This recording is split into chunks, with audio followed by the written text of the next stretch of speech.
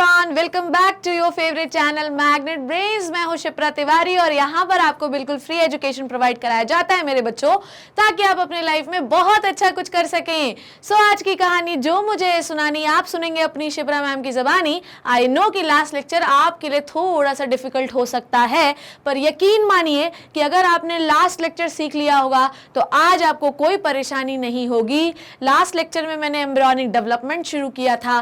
बिल्कुल चिंता करने की जरूरत नहीं है, अभी मैं रिवाइज करवाने वाली हूँ आपको। बस लेक्चर को ध्यान से देखना बच्चों, क्योंकि लास्ट क्लास में मैंने आपको प्लेसेंटा फॉर्मेशन भी पढ़ा दिया था और उसके हार्मोन्स भी पढ़ा दिए थे। जो भी बच्चे जिनको नहीं समझ में आ रहा है उनको मैंने कमेंट भी किया है कि आप क्या देखो अगर तुम सोच रहे हो कि तुम सीधा इम्प्लांटेशन से देखोगे और तुम्हें लेक्चर समझ में आ जाएगा मेरे लल्ला, तो नहीं आएगा। पहले आपको फर्टिलाइजेशन देखना पड़ेगा, देन आपको इम्प्लांटेशन देखना पड़ेगा, then embryonic development pregnancy part 1 देखना पड़ेगा, then embryonic development pregnancy part 2 देखना पड़ेगा, तभी आपको लैक्टेशन एंड पार्चुरेशन भी समझ में आएगा।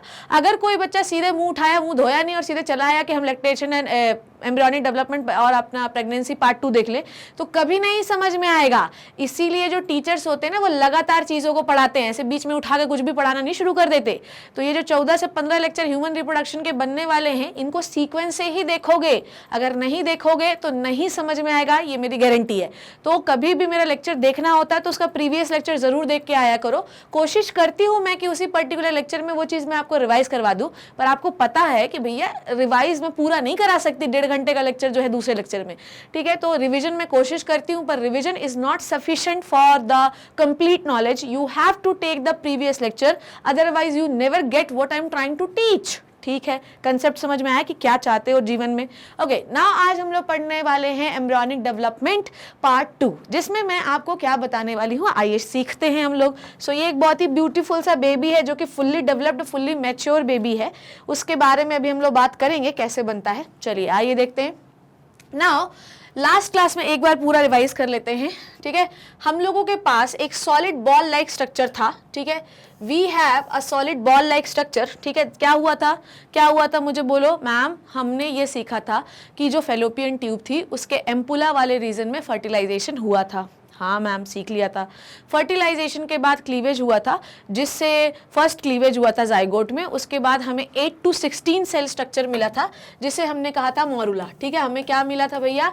8 to 16 सेल स्ट्रक्चर मिला था, जिसे हम कहते हैं मेरे बच्चों मॉरुला। अब इसके सेल गिन नहीं रही हूँ मैं, बट अंदाजन हमें 8 to 16 सेल स्ट्रक्चर मिला था। अब पूरी कहानी देखो मैं शुरू से बता रही हूँ आपको, मैं सीधे गैस्ट्रोलेशन शुरू नहीं कर रही हूँ, पर आपको पढ़ना पड़ेगा बच्चों। मैं पूरा रिवाइज नहीं करा सकती हूँ, ये बात आप मेरी मजबूरी समझो यार। उसके बाद भी अगर तुम मुझे लिखोगे नहीं समझ में आ रहा तो ये काम गड़बड़ है ना। सो 8 to 16 सेल स्ट्रक्चर आपको मिलेगा, जो कि सॉलिड बॉल लाइक जैसा स्ट्रक्चर होगा। कैसा होगा? सॉलिड बॉल लाइक स्ट्रक्चर होगा, जिसे हम कहते हैं मॉरुला। क्या कहते हैं मेरे बच्चों? मॉरुला। और तब तक यहाँ पर एक लेयर जुड़ी होगी जिसे हम कहते हैं जोना पेलुसिडा। तो मैं आपके मन में ये सवाल आना चाहिए कि मैडम ये जोना पेलुसिडा कब टूटनी है? बेटा ये जोना पेलुसिडा हम तब तोड़ेंगे जब हमें इम्प्लांटेशन करना पड़ेगा, ठीक है। जब हमें क्या करना है? इम्प्लांटेशन। ये सब कहानी कब की है मेरे बच्चों? ये सब कहानी हो रही है कब? ये सब कहानी हो रही है, हम मानते हैं कि फर्टिलाइजेशन के दूसरे से तीसरे दिन में, फर्टिलाइजेशन के 7वें दिन में, मतलब फर्टिलाइजेशन हो गया उसके 7वें दिन पे जो आपका एम्ब्रियो होता है वो इम्प्लांट हो जाता है। डन हो गई। उसके बाद आगे बढ़ें। जब हम आगे बढ़ेंगे तो हम क्या देखेंगे? हम ये देख रहे हैं कि ये जो मॉरुला है इसमें कुछ अरेंजमेंट्स होंगे। ध्यान से समझो, ये स्ट्रक्चर जो है जोना पेलुसिडा अभी भी नहीं हटेगा, ये थोड़ा और बड़ा हो जाएगा और जितनी भी सेल्स होंगी, ध्यान से सुनो, जितनी भी सेल्स होंगी वो ऊपर जाके चिपक जाएंगी। पर आपको ये याद रखना है कि अच्छा ये जो सेल्स हैं, ये जो सेल्स आपको दिखाई दे रही है, इनको हम कहते हैं ब्लास्टोमियर, ठीक है। इनको हम क्या कहते हैं मेरे बच्चों? Blastomere. The cells which is present into the morula is called as blastomere. Done. अब ये ब्लास्टोमियर क्या करेंगे? इस तरीके से ये अरेंज हो जाएंगे बिल्कुल जोना पेलुसिडा से लगे हुए। बेटा ये इसे हम कहते हैं ट्रोफोब्लास्ट, ठीक है। इसे हम क्या कह रहे थे? ट्रोफोब्लास्ट। जस्ट अ रिविजन, ये मैं पहले ही आपको पढ़ा चुकी हूँ, ठीक है। ये है आपका ट्रोफोब्लास्ट, जो कि फ्यूचर में चलकर क्या बनाएगा रे? बोलो, फ्यूचर में चल के बनाएगा कोरियन, और कोरियन एक एक्स्ट्रा एम्ब्रियोनिक सरराउंडिंग मेम्ब्रेन है, और यही कोरियन से बनेगा प्लेसेंटा, जो कि माँ से बच्चे को न्यूट्रिशन देने के काम आता है। और उसके बाद यही जो ब्लास्टोमियर हैं ये ऊपर जाकर एक ग्रुप के फॉर्म में अटैच हो जाएंगे, जिन्हें हम कहते हैं क्या, जिन्हें हम कहते हैं इनर सेल मास। कहीं कहीं पर इस जो ऊपर वाली लेयर इनर सेल मास की, इसको कहते हैं सेल्स ऑफ रॉबर। ठीक है, किसी आपका कोई मॉड्यूल उठाओगे कोई कोचिंग का तो इसमें ये आपको दिया रहेगा। ठीक है, नाउ ये जो कैविटी आपको दिखाई दे रही है खाली, इसे हम कहते हैं ब्लास्टोसील। क्या कहते हैं इसे हम? ब्लास्टोसील। और इस पूरे संरचना का नाम होता है ब्लास्टोसिस्ट। ह्यूमन इस पूरे संरचना का नाम है ब्लास्टोसिस्ट। ठीक है, और इस स्टेज को हम कहते हैं एम्ब्रियोनिक डेवलपमेंट की ब्लास्टुला। ठीक है, क्या कहते हैं? ब्लास्टुला। अब इस स्टेज में जाकर आपका जो एम्ब्रियो है वो इम्प्लांट होगा। ठीक है, क्या होगा बच्चों? इम्प्लांट होगा। पर इम्प्लांट होने के साथ ये जो आपको ZP मतलब जोना पेलुसिडा दिख रही है, ये जोना पेलुसिडा हट जाएगी। हिंदी में लिख रही हूँ, जोना पेलुसिडा हट जाएगी। डन। सो इस तरीके से आपका इम्प्लांट हो गया है। रिविजन हो गया, मॉरुला, ब्लास्टुला, इम्प्लांटेशन। डन हो गया, डन हो गया। समझ आ गई इतनी बात? ये सब क्या चल रहा है? ये सब क्या मजाक चल रहा है क्या? ये चल रहा है एम्ब्रियोनिक डेवलपमेंट। ठीक है, ये क्या चल रहा है बच्चों? Embryonic development. ठीक है, देखो तुम लोग ना मेरी क्लास अटेंड करने आते हो तभी तुमको ये अपॉर्चुनिटी मिलती है कि मैं पिछला क्लास रिवाइज कराती हूँ, नहीं तो कोई टीचर रिवाइज नहीं कराता है। उसको 1 घंटे में अपना लेक्चर खत्म करना होता है, वो खत्म करके चला जाता है। पर मैं सोचती हूँ कि मेरे बच्चे जिनको मैं पढ़ा रही हूँ उनको कहीं से भी कोई भी सवाल आए नीट में वो बन जाना चाहिए यार। समझ में आ गई बात? अब इस स्ट्रक्चर में हम इम्प्लांट कर देंगे। इम्प्लांटेशन इज अ प्रोसेस जहां पर ये जोना पेलुसिडा हटता है और आपका जो एम्ब्रियो है वो इम्प्लांट हो जाता है। इम्प्लांट होने के बाद क्या होगा बोलो? इम्प्लांट होने के बाद मैंने आपको क्या पढ़ाया था? बोलिए जल्दी जल्दी बोलिए। मैंने आपको पढ़ाया था कि जो आपका इनर सेल मास है वो 2 भागों में टूटेगा और साथ ही साथ आपकी ट्रोफोब्लास्ट भी डेवलप होकर 2 भागों में टूटेगी। याद है कि सब भूल गए? मैम कुछ कुछ याद आ रहा है, कुछ कुछ आप बता दो। ठीक है, सो इनर सेल मास भी 2 भागों में टूटेगी। ठीक है, और आपका क्या नाम से दैट ट्रोफोब्लास्ट भी 2 भागों में टूटेगा। चलिए बना लेते हैं ट्रोफोब्लास्ट। ठीक है, मैं अभी कोई बहुत फेयर डायग्राम बनाने की मूड में नहीं हूँ। ठीक है, छोटे छोटे से डायग्राम बना देती हूँ। ठीक, सो ट्रोफोब्लास्ट जब 2 भागों में टूटी मेरे बच्चों, ट्रोफोब्लास्ट थोड़ी बड़ी हुई, सेल डिवीजन कंटिन्यूसली चल रहा है और ये सब कहानी जो है कब हो रही है? 8th डे में इम्प्लांट हो गया। 7th डे में कौन से स्टेज पे इम्प्लांट हो गया? ब्लास्टुला स्टेज में इम्प्लांटेशन हो चुका है। अब ये जो कहानी हम चला रहे हैं ये कब चला रहे हैं? ये चला रहे हैं हम 8th डे में। डन हो गई इतनी बात? ना ध्यान से देखो तो बाहर वाली जो लेयर है, ध्यान से सुनो, बाहर वाली जो लेयर है यहाँ पर क्या पड़े हुए होते? फ्री न्यूक्लियस पड़े हुए होते। यहाँ की जो सेल्स है, ट्रोफोब्लास्ट को we have to break into 2 part. ठीक है, ट्रोफोब्लास्ट एक ऐसी लेयर होती है जो इम्प्लांटेशन में भयंकर मदद करती है और बाद में चल के कोरियन और प्लेसेंटा बनाती है। ठीक है, फिर मैंने आपको क्या पढ़ाया कि यही ट्रोफोब्लास्ट 2 भागों में टूट जाती है। बाहर वाले हिस्से को कहते हैं सिनसाइशियल ट्रोफोब्लास्ट। याद आया कि भूल गए? इसे हम कहते हैं सिनसाइशियल ट्रोफोब्लास्ट। ठीक है, क्या कहते रहे? इसे हम कहते हैं सिनसाइशियल ट्रोफोब्लास्ट। क्या कहलाता है? ये सिनसाइशियल ट्रोफोब्लास्ट कहलाता है। और ये क्या कहलाता है? बोलिएगा मेरे साथ। ये जो कहलाता है ये है साइटोट्रोफोब्लास्ट। साइटोट्रोफोब्लास्ट ये पढ़ाया था मैंने आपको, पूरा चीज रिवाइज करा रही हूँ। ठीक है, उसके बाद जो इनर सेल मास है वो भी 2 भागों में टूटेगा भैया मेरे। इनर सेल मास भी 2 भागों में टूटेगा। तो एक लेयर बनेगी क्या? हाइपोब्लास्ट, और ऊपर वाली लेयर बनेगी एपीब्लास्ट। पढ़ाया था। ये जो लेयर होगी वो क्या होगी? This is the hypoblast. I hope it is visible. This is the hypoblast. ठीक है, and this one is the epiblast. Done हो गई? याद आया?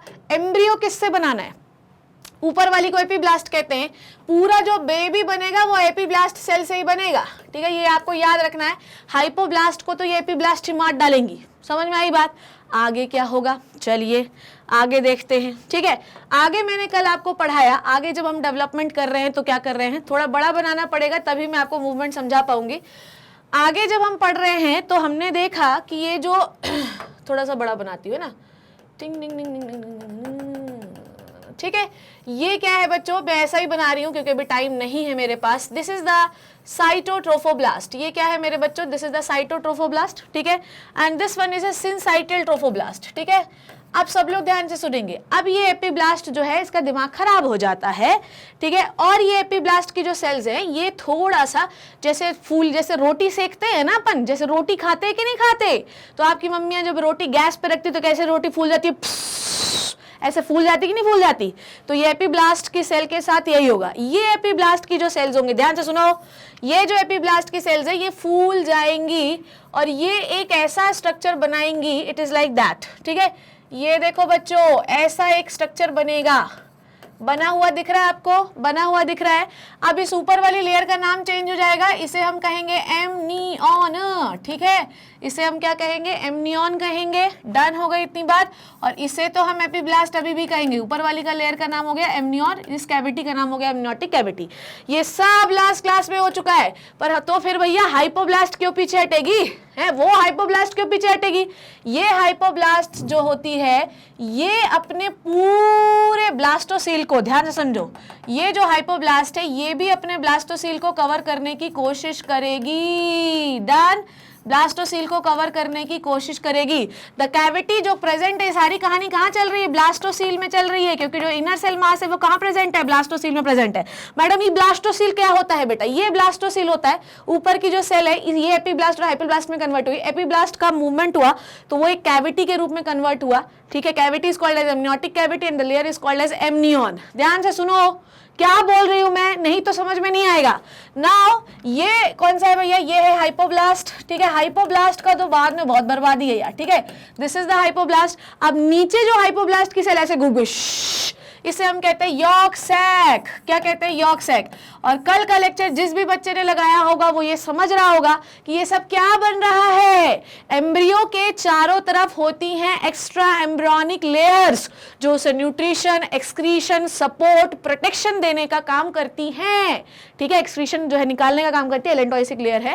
तो आपको पता होना चाहिए कि एक्स्ट्रा एम्ब्रियोनिक मेम्ब्रेन बनी कैसी। तो पहले extra embryonic membrane is the amnion, second extra embryonic membrane is yolk sac, ठीक है। क्या होता है, यॉर्क सैक होती है। डन हो गई इतनी बात। अब कुछ यॉर्क सैक की सेल पगला जाती हैं, ठीक है। अब मैं इसको देखो ध्यान से क्या बना रही हूं। अब यॉर्क सैक की कुछ सेल पगला जाती हैं और ये पूरा ब्लास्टोसील का जो एरिया है उसको भर देती हैं, ठीक है। कुछ यॉर्क सैक की सेल हो जाती है पगली, ठीक है, अगली पगली डबली हो जाती है, ठीक है। कुछ यॉर्क सैक की हो गई सेल हो गई क्या, पगली, ठीक है। और ये पूरा ये जो ब्लास्टोसील है ना इनको भर लेती हैं, पागल हैं तब कुछ ना कुछ तो काम करना ही है इनको, ठीक है। तो ये पूरा इनने भर लिया। अब पता तुम्हें इसको हम क्या कहते हैं, इसे हम कहते हैं एक्स्ट्रा एम्ब्रियोनिक मीजोडर्म। क्या कहते हैं इसे हम, एक्स्ट्रा एम्ब्रियोनिक मीजोडर्म, ठीक है। अब आधा बच्चा ये बोलेगा, हे ये कहाँ से पढ़ा दिया, ये तो मेरी एनसीईआरटी में था ही नहीं। बहुत सारी चीज़ें को समझने के लिए बहुत सारे चीज़ों को पढ़ना ज़रूरी है, ठीक है। अगर आप कहीं पर भी जाना चाहते हैं तो पहले आपको रास्ता स्टार्ट करना पड़ेगा। सो आई यू वांट, अगर आप चाहते हो कि आपको ये पता चले कि किसी भी बॉडी का ऑर्गन फॉर्म कैसे होता है रे मेरे बच्चों, तो आपको एक्स्ट्रा एम्ब्रियोनिक मीजोडर्म पढ़ना पड़ेगा। जो तुम नहीं पढ़ेगा एक्स्ट्रा एम्ब्रियोनिक मीजोडर्म तो तुम कभी नहीं समझ पाएगा कि ये जो एक्टोडर्म, एंडोडर्म है, मीजोडर्म है, कैसे बनता है और बॉडी में ऑर्गन कैसे बनते हैं। समझ आई इतनी बात। So you have to remember all these things. जान हो गई इतनी बात, ठीक है। सो ये कहानी पूरी जो यॉर्क सैक की सेल है पूरी कॉपी में लिखते जाया करो, ठीक है। फालतू के टाइम पास मत किया करो क्लास में। आपको पता होना चाहिए कि एक्स्ट्रा एम्ब्रियोनिक मीजोडर्म को बनाने के लिए कौन सी सेल्स रिस्पॉन्सिबल है, रिस्पॉन्सिबल है यॉर्क सैक की सेल, ठीक है। अच्छा एक चीज मैं आपको यहीं पर और बता देती हूँ यार, सुनो, जो कि मैंने शायद कल नहीं बताई होगी। यही यॉर्क सैक की जो सेल्स है ना, यहाँ पर ये एक ऐसा लेयर बना लेती है, it is like that only. और इस एक्स्ट्रा एम्ब्रियोनिक मेम्ब्रेन को हम कहते हैं एलेंटॉइस। यॉर्क सैक की सेल से ही हम क्या बना लेंगे, एलेंटॉइस। ये आपको पता होना चाहिए, ये भी एक प्रकार के एक्स्ट्रा एम्ब्रियोनिक मेम्ब्रेन है, ठीक है। सो एपीब्लास्ट की सेल से एमनियन बनाया, यॉर्क सैक की सेल से हमने यॉर्क सैक बनाया और यॉर्क सैक की सेल से ही हमने एलेंटॉइस बनाया। डन हो गई इतनी बात, डन हुआ। अब ध्यान से सुनो मेरी बात, क्या बोल रही हूं मैं, है ना। अब इस एक्स्ट्रा एम्ब्रियोनिक मीजोडर्म में स्प्लिट शुरू होगा, ठीक है। इस एक्स्ट्रा एम्ब्रियोनिक मीजोडर्म में होगा स्प्लिट, ठीक है। चलो यार, ठीक है। यहाँ पे ये कहानी क्लियर हो गई, फिर दूसरा डायग्राम मुझे लेना पड़ेगा, नहीं तो फिर बने समझ में नहीं आएगा। नाउ अब ये जो एक्स्ट्रा एम्ब्रियोनिक मीजोडर्म है इसमें होगा स्प्लिट, ये बीच से फटेगी। मैडम सबको फाड़ना ही है तो पहले से फाड़ दो ना। बेटा सुनो मेरी बात, ध्यान से सुनो। हम लोग जब पहले पैदा हुए थे तो हम ऐसा था रे, समझे। पहले हम एक सिंगल सेल स्ट्रक्चर थे, बाद में हम क्या कर रहे हैं, ऐसे थे, फिर हम ऐसे हुए, फिर हम ऐसे हुए, फिर हम ऐसे हुए। क्या हो रहा है इसमें, जब भी हम नंबर ऑफ सेल्स बढ़ाते हैं, देखो छोटा सा बच्चा था माँ के पेट के अंदर जो जाइगोट था, बाद में जब बच्चा पैदा हुआ तो 4 से 5 केजी का था। 5 केजी तो बहुत मोटा हो गया, 3 से 4 केजी का था, समझ में आ रही बात? इसका मतलब ये कि जन्म के जैसे जैसे डेवलपमेंट होता है वैसे वैसे जो बच्चे का वेट है वो बढ़ता जाता है। तो वेट कैसे बढ़ा? बच्चे ने कुछ जूस पी लिया, बच्चे ने दाल चावल खा लिया, एक्चुअली उसके बॉडी में सेल का नंबर बढ़ता जा रहा है। और जब सेल का नंबर बढ़ता है तो हमेशा सेल का अरेंजमेंट भी होता है। समझ में आई बात? जब नंबर ऑफ सेल्स बढ़ते हैं एम्ब्रियो में बच्चों तो उनका अरेंजमेंट भी होगा। ऐसा थोड़ी कि किसी रूम में भरे जा रहे हो सेल, भरे जा रहे हो, no, we have to arrange the cell. और जब हम सेल को अरेंज करते हैं तो यही होता है अरेंजमेंट कि इसको बीच से फाड़ो, इसको बीच से फाड़ो। तो ट्रोफोब्लास्ट की सेल बढ़ी तो बीच से फट गई, एक्स्ट्रा एम्ब्रियोनिक मेसोडर्म की सेल्स बढ़ेंगी तो वो बीच से बढ़ जाएंगी, आपका इनर सेल मास की सेल्स बढ़ी तो वो बीच से फट गई। तो आप क्या देख रहे हो? This is called as rearrangement of the cell. ठीक है, आपने देखा कि एपिब्लास्ट की सेल्स बढ़ी तो वो 2 भागों में रोटी जैसी फूल गई, हाइपोब्लास्ट ने यॉर्क सैक बनाया। तो इस तरीके से रीअरेंजमेंट चलता रहता है, तभी एक बच्चे का फॉर्मेशन होता है बच्चों। ठीक है, चलो आगे देखते हैं। सो सबसे पहले अब आपको मैं कोरियन बनाना सिखा रही हूँ और यहीं पे मैं प्लेसेंटा समझाऊंगी, एम्बिलिकल कॉर्ड समझाऊंगी, फिर गैस्ट्रुलेशन शुरू करूंगी। ठीक है, नाउ ये बना रही हूं मैं, ध्यान से देखो रे, है ना। ये अब इसी स्ट्रक्चर में मैं सारी कार्यस्तानी करूंगी। ठीक है, चलो ये बना लिया हम लोगों ने, क्या ये बना लिया हम लोगों ने साइटोट्रोफोब्लास्ट। अब मैं लेबल नहीं करूंगी क्योंकि मैं कई बार कर चुकी हूं और कल से मेरा प्राण निकले जा रहा है लेबल कर करके। ठीक है, ये है cytotrophoblast, this is the syncytial trophoblast. ठीक है, this is the syncytial trophoblast. Done हो गई इतनी बात। Now what you have to do, क्या करना है आपको? ये एक्स्ट्रा एम्ब्रियोनिक मेसोडर्म को हमें फाड़ना है बीच से। फाड़ दो इसको। बीच से फाड़ने से पहले आपको कुछ काम करना पड़ेगा। क्या करना पड़ेगा मैम? आपको पहले ये ऊपर वाला स्ट्रक्चर बना लो, है ना। ये बना लिया हम लोगों ने। ठीक है, टिंग टिंग टिंग टिंग टिंग। ठीक है, डन हो रही है ना बात? इतनी बात समझ में आ रही है ना? ये एम्ब्रियो बन रहा है आपका।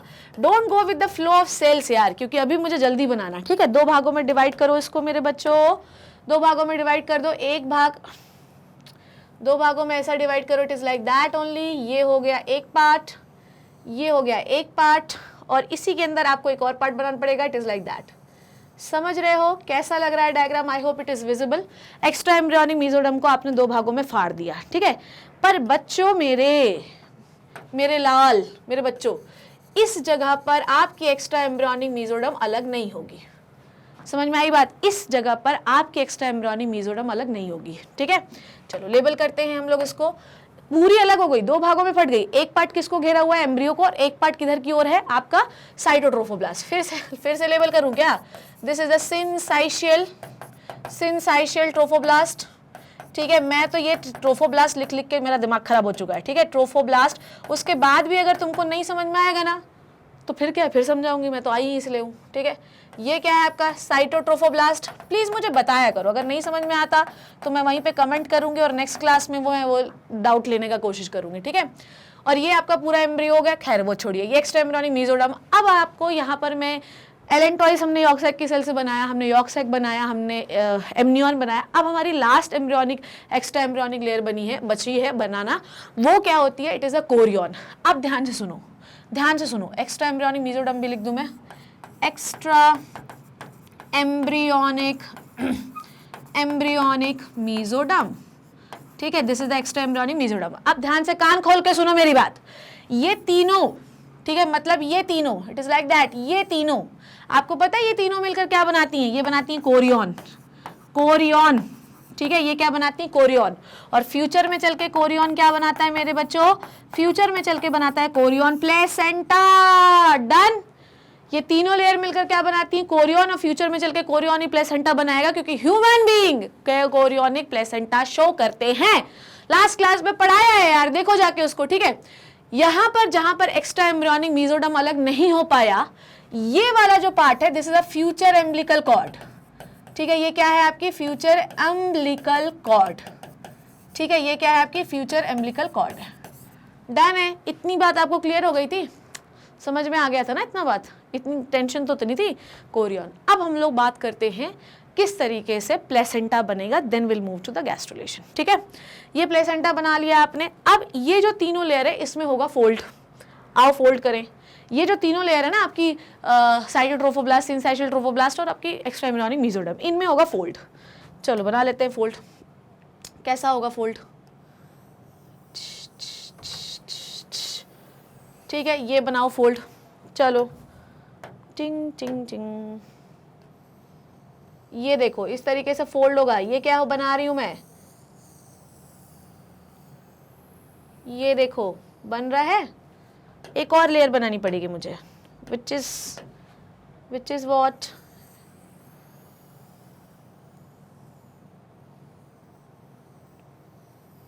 ठीक, ये बनाया था लास्ट क्लास में कि भूल गए सारा कुछ? ऐसे मत किया करो यार, मैं बहुत मेहनत से पढ़ाती हूँ, उस मेहनत का वो करो। अब ये पूरा जो स्ट्रक्चर था ना, syncytial trophoblast, cytotrophoblast, extra embryonic mesoderm, बेटा ये क्या होगा पता तुम्हें? ये हो जाएगा फोल्ड। ये क्या हो जाएगा? ऐसा फोल्ड। ध्यान से देखना है, ये हो जाएगा ऐसा फोल्ड,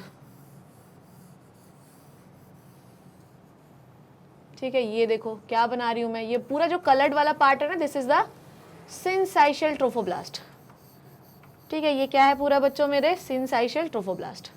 कलर कर लें इसको, ठीक है, डन। अब ध्यान से देखो, ध्यान से देखो, लेबल कर रही हूँ।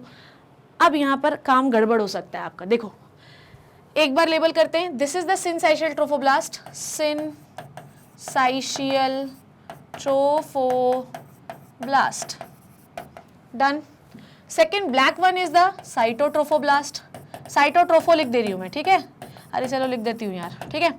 Yellow one is the extra embryonic mesoderm, EM मतलब एक्स्ट्रा एम्ब्रियोनिक, मीजो लिख देती हूँ यार क्योंकि बहुत जगह ले रही है, ठीक है। एक्स्ट्रा एम्ब्रियोनिक मीजोडर्म, ठीक है।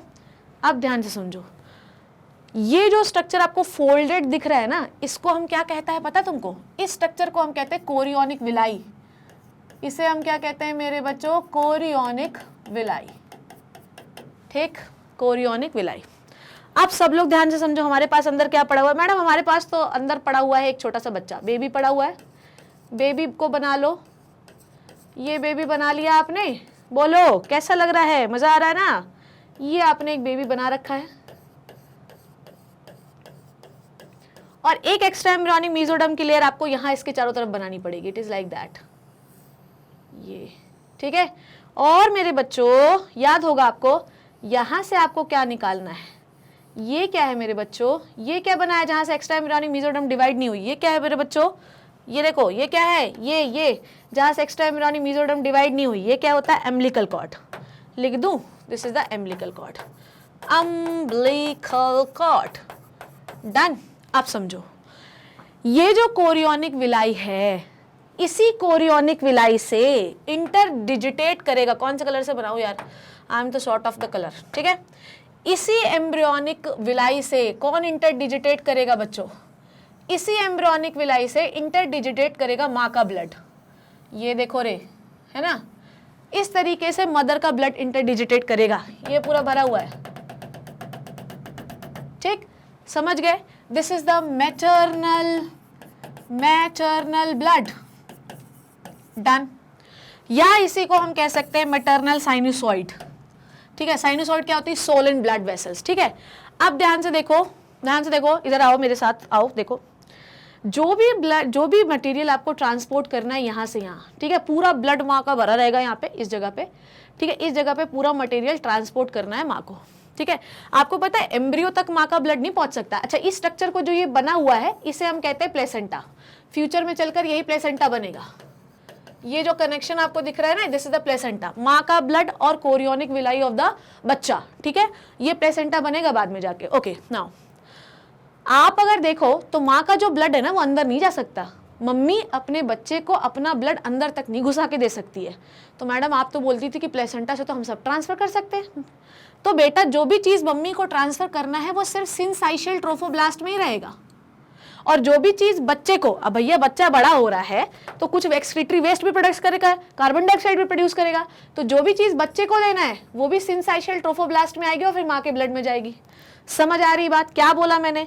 सिंसाइशियल ट्रोफोब्लास्ट से आप चीजों का एक्सचेंज करते हैं। माँ का ब्लड कभी भी बच्चे के अंदर नहीं जा सकता, सिंसाइशियल ट्रोफोब्लास्ट से आपको चीजों को एक्सचेंज करना है। अब प्लेसेंटा कौन से हार्मोन निकालता है, क्या ट्रांसपोर्ट करता है, ये मैं ऑलरेडी पढ़ा चुकी हूँ, ठीक है। नाउ विल स्टार्ट, ये खत्म हो गया, ये कहानी क्लियर हो गई। Now will move to the gastrulation. So क्या क्या अभी तक हमने कर लिया है, एक बार मैं आपको अभी फिर रिवाइज कर दूं। मॉरुला स्टेज में थे आप, ब्लास्टुला स्टेज में आए आप, ठीक है। ब्लास्टुला स्टेज में आपने क्या एम्ब्रियोनिक डेवलपमेंट किया, एम्बिलिकल कॉर्ड बनाई, प्लेसेंटा बनाया आपने, प्लेसेंटा कैसे बना ये बनाया आपने। अब मैं आपको पढ़ाने वाली हूँ गैस्ट्रुलेशन। So let's start. तो बेटा अब हम लोग गैस्ट्रुलेशन शुरू करने वाले हैं, ठीक है। Morulation is the formation of morula, blastulation is the formation of blastula and the gastrulation which is the formation of gastrula. Gastrula एक ऐसी प्रोसेस है, पहले मैं थोड़ा सा लिखना चाहूंगी गैस्ट्रुला के बारे में, तभी आपको कहानी समझ में आएगी। आइए देखते हैं गैस्ट्रुला, ठीक है। गैस्ट्रुला, गैस्ट्रुला से याद रखना है आपको जर्म लेयर, ठीक है। जर्म लेयर मेरे बच्चों, जर्म लेयर कितनी होती हैं बोलो। जर्म लेयर मैम होती है 3। कितनी होती है? 3। एक होती है एक्टोडर्म, जर्म लेयर है हमारे पास 3, एक है एक्टोडर्म, दूसरी है मीसोडर्म, ठीक है, दूसरी है एंडोडर्म, ठीक है। सबसे सीक्वेंस वाइज लिख रही हूं मैं, दूसरी है एंडोडर्म, ठीक है, एंडोडर्म एंड तीसरी है मीजोडर्म। डन, समझ में आई बात। ये तीनों जर्म लेयर फॉर्मेशन को हम कहते हैं गैस्ट्रुलेशन। समझ में आई बात। गैस्ट्रुलेशन एक ऐसी प्रोसेस है जिसमें हम क्या बात करते हैं, 3 जर्म लेयर की बात करते हैं फॉर्मेशन की, और इन्हीं तीनों जर्म लेयर से अब फिर मैं आपको बताऊंगी कि कौन सा ऑर्गन आपको बनाना है। डन हो गई इतनी बात। पर आपको पहले ये समझना पड़ेगा कि गैस्ट्रुलेशन होता कैसा है, ठीक है। देखो ये आपको दिखाई दे रहा है, लेट मी ड्रॉ, ठीक है। छोटा सा मैं ड्रॉ कर देती हूँ यहाँ पे, यहीं पे ड्रॉ करती हूँ। देखो ये है आपकी एपीब्लास्ट की cell. So these are the cells of epiblast. ये हैं आपके एपीब्लास्ट की सेल्स। डन हुई। और ये जो सेल्स हैं ये ऊपर की ओर इस तरीके से हैं। आपको समझ आ रही बात क्या बोल रही हूँ मैं? डन। ध्यान से समझना कैसे हम 3 जर्म लेयर बनाते हैं, ठीक है। ये देखो इस तरीके से कहानी चल रही है। This is the hypoblast, this is the hypoblast. Done. अब होता क्या है कि ये जो अब गैस आपको पता है कि तीनों जर्म लेयर बनती कैसे हैं। तीनों जर्म लेयर कैसे बनती हैं? ड्यू टू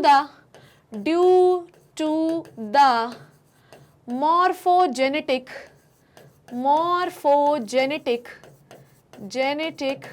मूवमेंट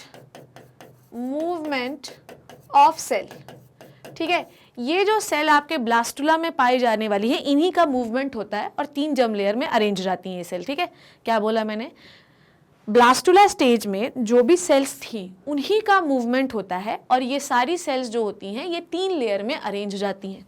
ये जो आपको एपीब्लास्ट की सेल्स दिखाई दे रही हैं, listen to me very carefully what I am saying.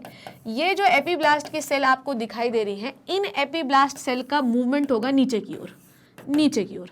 जब ये सेल्स नीचे की ओर आएंगी, बच्चों, तो ये जो हाइपोब्लास्ट वाली सेल है ना, इनको नष्ट कर देंगी। समझ आई बात आपको? What is the gastrulation? Gastrulation is the process in which we form the 3 germ layer, जो आगे चल के बॉडी के सारे ऑर्गन्स बनाएंगे। ओरिजिन भी पढ़ाऊंगी मैं आपको। तो कैसे होता है ये जो आपकी एपीब्लास्ट की सेल है ये नीचे की ओर मूव करती हैं, नीचे की ओर घुसने लगती हैं, और ये पूरे हाइपोब्लास्ट की सेल्स को नष्ट कर देती हैं। समझ में आई बात? कुछ समय के बाद जब ये सेल्स नष्ट हो जाती हैं तो आप देखोगे कि आपकी जो एपीब्लास्ट है वो बेसिकली एपीब्लास्ट की सेल से ही 3 लेयर बन जाती हैं। सबसे पहले बनेगी बाहर वाली लेयर जिसे हम कहते हैं एक्टोडर्म, ठीक है, जिससे हम क्या कहते हैं? एक्टोडर्म, ठीक है। और उसके बाद बनेगी मेरे बच्चों सबसे अंदर वाली लेयर जिसे हम कहते हैं एंडोडर्म, ठीक है, जिसे हम कहते हैं एंडोडर्म, ठीक है, एंडोडर्म। और उसके बाद बनेगी लूजली पैक्ड सेल की structure, it is called as mesoderm, mesoderm एक ऐसी लेयर है जो सबसे आखिरी में बनती है। समझ में आ गई बात? What is the gastrulation? Gastrulation is the formation of the germ layer. Germ layer की जरूरत हमको क्यों होती है? फॉर द फ्यूचर डेवलपमेंट, ठीक है, फॉर द फ्यूचर डेवलपमेंट, ठीक है। जर्म लेयर की जरूरत हमें फ्यूचर डेवलपमेंट के लिए होती है, क्योंकि जर्म लेयर की वजह से ही शरीर में सारे ऑर्गन बनते हैं यार। इन्हीं तीनों लेयर्स ऑफ सेल्स जो है ना, इन्हीं तीनों लेयर ऑफ सेल्स की वजह से ही आपके बॉडी में ऑर्गन का फॉर्मेशन होता है। अगर नहीं होगी ये तीनों जर्म लेयर तो बॉडी में ऑर्गन का फॉर्मेशन नहीं होगा। अब ध्यान से सुनो मेरी बात, क्या बोल रही हूं मैं। अब बहुत सारे ऐसे ऑर्गेनिज्म होते हैं जिनमें ये मीजोडर्म नहीं बन पाती, ठीक है, जिनमें ये मीजोडर्म सॉलिड होती है, जिसे हम मीसोग्लिया कहते हैं, जैसे कि सिलिंड्रेट वगैरह हो गए। इन्हें हम कहते हैं डिप्लोब्लास्टिक। पर ह्यूमन बीइंग एक वेल डेवलप्ड ऑर्गेनिज्म है जिसमें तीनों लेयर अच्छे से बनती हैं। सीक्वेंस बताया, एक्टोडर्म, एंडोडर्म, मीजोडर्म, जिन्हें हम कहते हैं ट्रिप्लोब्लास्टिक। तो ह्यूमन बीइंग कैसे होते हैं? ट्रिप्लोब्लास्टिक, और जिनमें सिर्फ 2 जर्म लेयर पाई जाती हैं। समझो बात को, क्या बोल रही हूं मैं, जिसमें सिर्फ ओनली 2 जर्म लेयर पाई जाती हैं। कितनी पाई जाती हैं? जिसमें सिर्फ 2 ही जर्म लेयर पाई जाती हैं, उन्हें हम कहते हैं डिप्लोब्लास्टिक। क्या कहते हैं बच्चों? उसे हम कहते हैं डिप्लोब्लास्टिक। समझ में आई बात? तो जितने भी लेस डेवलप ऑर्गेनिज्म होते हैं, प्लेटेहेल्मिन्थ्स के पहले जितने भी फाइलम्स हैं उन सब में होते हैं 2 जर्म लेयर, प्लेटेहेल्मिन्थ्स के बाद 3 जर्म लेयर आ जाती हैं।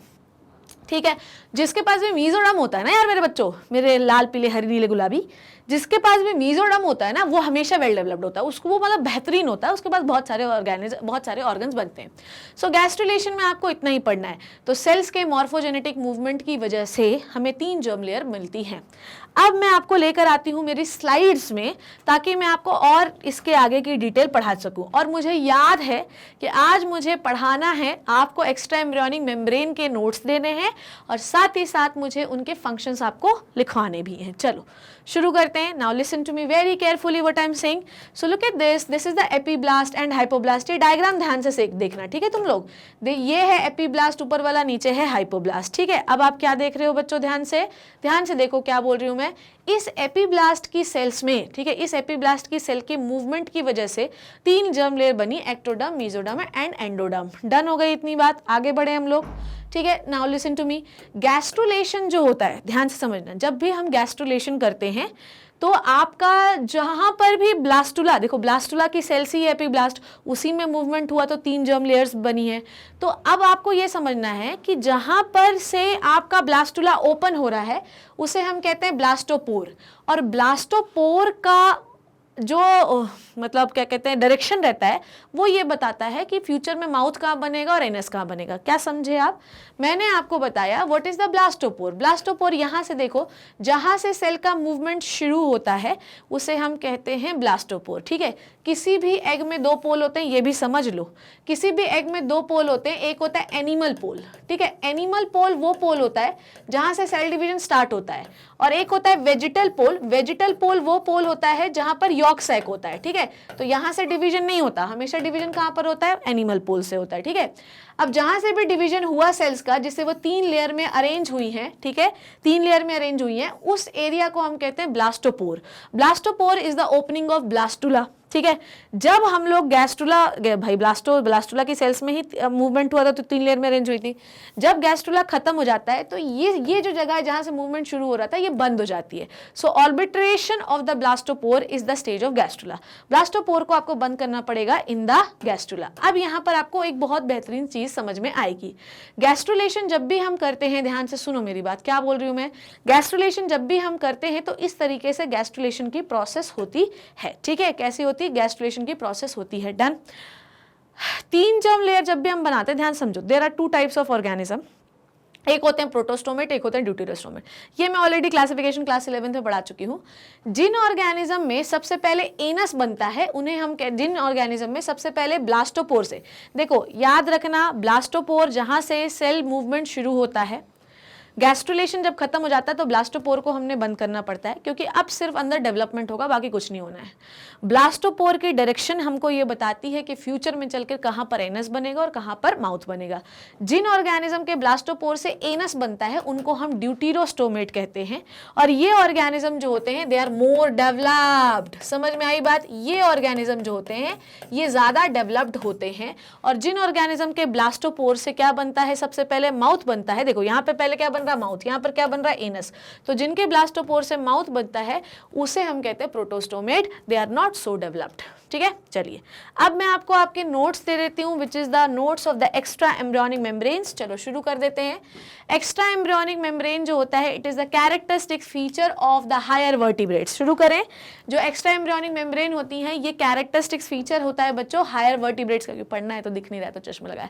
क्लियर हुआ ना अभी तक? अभी तक ये छोड़ो, अभी तक क्लियर हो गया ना? क्या किया हम लोगों ने? We move the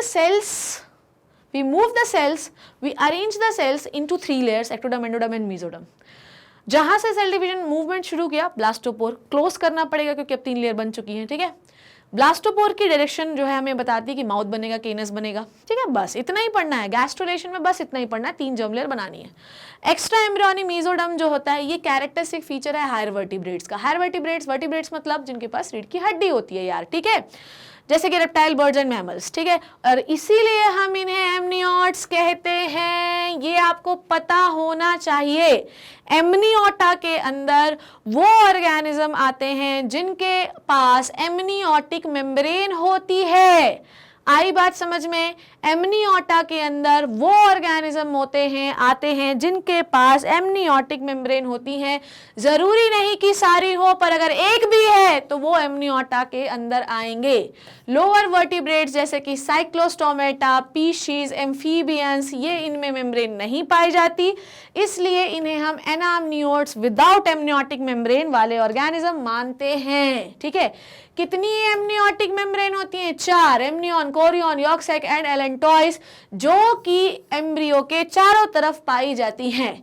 ये मेम्ब्रेन कहाँ से डेवलप होती हैं? Embryonic ectoderm, mesoderm and endoderm से। इसका मतलब ये है, मैंने आपको पढ़ाया एक्टोडर्म, एंडोडर्म, मेसोडर्म जाने दो, आपने कहाँ पढ़ा एपीब्लास्ट की जो सेल्स थी वो बाद में चल के एक्टोडर्म, एंडोडर्म, मेसोडर्म बनाती ही नहीं बनाती हैं। तो आपके एपीब्लास्ट सेल से ही तो क्या बना था, बोलो मुझे? आपकी एमनियन, आपका एलेंटॉइस, ठीक है, और ट्रोफोब्लास्ट से क्या बना था? कोरियन, ठीक है। वेयर एमनियन एंड कोरियन किससे बनती हैं? एक्टोडर्म से, ठीक है, एंड सोमैटिक मेसोडर्म से। क्या पढ़ा है? सोमैटिक मेसोडर्म मतलब एक्स्ट्रा एम्ब्रियोनिक मेसोडर्म। तो आपकी जो कोरियन होती है वो किससे बनती है, बोलो मुझे? एपीब्लास्ट एक्टोडर्म बनाया था आपने, ठीक है। तो आपकी जो कुल मिला के जितनी भी एपीब्लास्ट हाइपोब्लास्ट की सेल्स हैं उन्हीं से ये सारी लेयर्स बनती हैं। दैट्स इट, ठीक है, बस इसके आगे बहुत ज़्यादा पढ़ना नहीं है आपको, ठीक है। नाउ ध्यान से देखो, this is the connecting stalk which is the umbilical cord, ठीक है, कोरियोनिक कैविटी, ये अभी आपको, okay. Now listen to me very carefully, this is the umbilical cord, this is the amniotic sac जिसके अंदर एमनियोटिक फ्लूइड भरा हुआ है। ये यॉर्क सैक है जो बहुत कम बचता है, जरूरत नहीं होती है। ये एमनियन है, this one is the amnion, this one is the amnion, this is the Korean, this is the chorionic villi, this is what, अच्छा ये तो वो पूरा फ्लूइड है, ओके डन। आगे बढ़े, चलो यहाँ पर आपको और लेयर दिखाई देंगी। This is the allantois, yolk sac की लेयर से बनता है एलेंटॉइस। ये रेमिनेंट यॉर्क सैक है जो न्यूट्रिशन देता है, पर अभी उसकी जरूरत नहीं है, ठीक है। यहाँ पर होता है यॉर्क सैक की सेल से ही एलेंटॉइस बनता है। ये हो गया एम्ब्रियो, ये हो गई एमनियन, एमनियन के अंदर फ्लूइड भरा है, एमनियोटिक फ्लूइड, और ये हो गई कोरियन सबसे आखिरी वाली, और कोरियन क्या बनाता है? प्लेसेंटा, ठीक है। चलो इसकी अभी जरूरत नहीं है, आओ अब देखो। Korean carries outer ectoderm and inner somatic mesoderm. इसका मतलब ये कि कोरियन किससे बना? ट्रोफोब्लास्ट की सेल से, एक्स्ट्रा एम्ब्रियोनिक मेसोडर्म से, ठीक है। ये मैं ऑलरेडी आपको पढ़ा चुकी हूँ, इसलिए अभी इसकी जरूरत नहीं है, ठीक है। ये आपको नहीं पढ़ना है, स्प्लैनिक, प्लूरोडर्म, ये सब आपके काम का नहीं है। आगे बढ़े, extra embryonic mesoderm in the reptiles and birds, prototherian mammals, ठीक है। ये कहाँ होते हैं? हमको क्या क्या पढ़ना है? अब हम एक्स्ट्रा एम्ब्रियोनिक मेम्ब्रेन्स के बारे में बात करें। ये वाले आपकी जरूरत नहीं है, ये आपको स्प्लैनिक मेसोडर्म, ठीक है, स्प्लैन को ये आपको पढ़ना नहीं है, इसलिए मैं आपको इसको पढ़ा नहीं रही हूँ। हालांकि एक्सप्लेन करने की जरूरत होती तो जहाँ तक जितनी जरूरत थी उतने मैंने बता दिया। ये आप तब करोगे, नहीं करना है, ठीक, छोड़ दो इसको। एक्स्ट्रा एम्ब्रियोनिक मेसोडर्म कौन कौन से होते हैं? एमनियन होता है, कोरियन होता है, यॉर्क सैक होता है, एलेंटॉइस होता है, ठीक है। एमनियन जो होता है ये क्या करता है बच्चों? एमनियन जो होता है वो बेसिकली एमनियोटिक फ्लूइड बनाता है, ठीक है। तो किसी भी प्रकार का जर्क अगर एम्ब्रियो में आ रहा होगा तो वो नहीं आ पाएगा, तो क्योंकि एमनियोटिक फ्लूइड जो होता है वो जर्क को, शॉक को एब्जॉर्ब कर लेता है और एम्ब्रियो, डेवलपिंग एम्ब्रियो को सूखने से बचाता है। कोरियन क्या करता है? कोरियन कोरियोनिक विलाई से जुड़ा हुआ होता है बच्चे से, माँ से, तो माँ जो भी गैसेस ट्रांसपोर्ट करती है वो कोरियन से होकर ही जाता है बच्चे को, ठीक है। यॉर्क सैक क्या होता है? यॉर्क सैक हालांकि ह्यूमन बीइंग बहुत छोटा होता है, पर yolk sac responsible for nutrition, और allantois is mainly for excretion. Chorion for respiration, yolk sac for nutrition, और allantois for excretion, amnion for protection, ठीक है। डन हो गई इतनी बात, ठीक है, done done done done. Now will move to the gastrula. Gastrula में क्या होता है? गैस्ट्रुला में जब भी हम चीज़ों को मूव करते हैं, देखो ब्लास्टुला में पाई जाने वाली कैविटी को हम ब्लास्टोसील कहते हैं, पर गैस्ट्रुला में पाई जाने वाली कैविटी को हम गैस्ट्रोसील कहते हैं, बस इतना याद रखना है। जहाँ से आपका गैस्ट्रुला ओपन होता है या जहाँ से भी सेल डिवीजन शुरू होता है उसको हम कहते हैं ब्लास्टोपोर। ब्लास्टोपोर की डायरेक्शन ये बताती है कि कहाँ पे माउथ बनेगा, कहाँ पे एनस बनेगा। मतलब ब्लास्टोपोर ही बताता है कि माउथ बना लो। अगर ब्लास्टोपोर की डायरेक्शन में माउथ बन रहा है तो ऑर्गेनिज्म क्या हो गया मेरे लल्ला? प्रोटोस्टोमेट। अगर ब्लास्टोपोर की डायरेक्शन में एनस बन रहा है बच्चों तो ऑर्गेनिज्म क्या हो गया? ड्यूटीरोस्टोमेट। कौन डेवलप है ज्यादा? Deuterostomate. Done. The process of transformation of single layer ball like blastula into the double layer ball like structure is called as gastrula. कुल मिला के जो आपका इनर सेल मास था उसको 3 लेयर में अरेंज करने की प्रोसेस को हम लोग कहते हैं गैस्ट्रुलेशन। ठीक है, तो एक्टोडर्म एंडोडर्म, बीच की जो कैविटी है it is called as archenteron. Gastrula में पाए जाने वाली कैविटी गैस्ट्रोसील, ठीक है, या उसको आर्केंटेरॉन भी कहते हैं। The process of gastrula consider to be completed, कब कब कंप्लीट होता है, हम कब मान लेते हैं कि 3 लेयर बन गई है, जब आपका ब्लास्टोपोर पूरी तरीके से बंद हो जाए, मतलब अब आपके वहां अंदर कोई भी मूवमेंट नहीं हो सकता। ठीक है, अब सिर्फ वहां पे डेवलपमेंट होगा। ओके, और 3 जर्म लेयर बन जाए। Done. The cell stop migrating. ठीक है, कब हम मानते हैं कि गैस्ट्रुलेशन खत्म हो गया है, सेल में माइग्रेशन पूरी तरीके से स्टॉप हो जाए और वो अपनी फाइनल पोजीशन को ऑक्यूपाई कर ले। समझ में आई बात? गैस्ट्रुला कौन सी स्टेज होती है? गैस्ट्रुला वो स्टेज है जिसमें सेल 3 लेयर में अरेंज हो जाए, एक्टोडर्म एंडोडर्म एंड मेसोडर्म, अपनी फाइनल पोजीशन ऑक्यूपाई कर ले, ब्लास्टोपोर पूरी तरीके से बंद हो जाए क्योंकि अब वहां पर कोई माइग्रेशन नहीं हो सकता, हो चुका जो होना था। ठीक है, और first germinal layer to be form followed by the ectoderm and finally mesoderm. ठीक है, एंडोडर्म पहले मैंने एक्टोडर्म बना दी थी क्या, उसको सुधार लेना। पहली कौन सी थी, पहले सुधार लेने दो। ठीक है, पहली कौन सी बनानी है आपको, एंडोडर्म। ठीक है, इसको सुधार लो बच्चों, है ना, इसको सुधार लो। पहली बनाना है एंडोडर्म, पहली बनाना है endoderm, then ectoderm, then mesoderm. ठीक है, इसको सुधार लेना, एंडो एक्टो मीजो। ठीक है, एंड फाइनली मेसोडर्म। ठीक है, मेसोडर्म एंडोडर्म से ही बनती है, हालांकि इतना आपको डिटेल जाना नहीं है। समझ गए क्या क्या पढ़ना है? गैस्ट्रुला में 3 लेयर बनानी है, ब्लास्टोपोर को बंद करना है, ब्लास्टोपोर की डायरेक्शन ये बताती है कि माउथ बनना है कि एनस बनना है। डन हो गया इतना बात। So this is the vegetal pole जहाँ पे कभी भी सेल माइग्रेशन नहीं होता। हमेशा कहानी कहाँ पे शुरू होती है? एनिमल पोल पे। एनिमल पोल से चीजें माइग्रेट करती हैं करती हैं करती हैं करती हैं करती हैं। ये है ब्लास्टोपोर, देखो the opening of blastula is called as blastopore. ठीक है, ये एक्टोडर्म बन गई, ये मेसोडर्म बन गई, ये एंडोडर्म बन गई। ठीक है, और ये तीनों लेयर में अरेंज हो गई। ठीक है, चलो आगे बढ़े हम लोग। Now formation of 3 germ layer, आगे पढ़ते हैं नोट्स, देखो ध्यान से। Now immediately after implantation the inner cell mass differentiate into outer layer ectoderm, inner layer endoderm. ठीक है, and middle layer is called as mesoderm. ठीक है, जो कि उन दोनों के बीच में बनेंगे। ये हो गया एम्ब्रियो की लेयर। देखो ध्यान से बच्चों, ये देखो ये एपीब्लास्ट की सेल है, एपीब्लास्ट की सेल के ऊपर एमनियॉन पाया जाता था। ऐसे same to same as it is structure हम लोगों ने पढ़ा है। दिस इज द एपीब्लास्ट, ऊपर अपन ने बढ़ाया, it is called as amnion. ठीक है, ये देखो एपीब्लास्ट की सेल क्या बना रही है, एक्टोडर्म, और फिर यही जो है माइग्रेट कर रही, तो नीचे इसने एक्टोडर्म बनाया, बीच में इसने मेसोडर्म बनाया, तो एपीब्लास्ट की सेल में ही मूवमेंट होता है। ये देखो सेम अपन ने यही डायग्राम बनाया, इसमें कोई अंतर नहीं है, सेम टू सेम यही डायग्राम हम लोगों ने सीखा एज इट इज।